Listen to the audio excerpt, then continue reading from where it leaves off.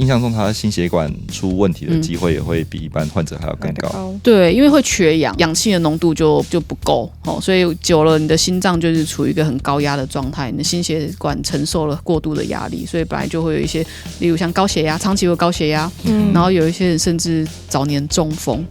对啊，慢性肾病这些其实都研究都蛮多，都有证据的吧。通常病人他进来，他说他打呼，我们第一件事情要做的就是鼻子到喉咙中间这一段我们都要做检查，因为呼吸道不是说只有喉咙嘛，所以我们会先看他鼻腔的构造，然后看他喉咙的构造，喉咙包括了舌头，然后包括了他的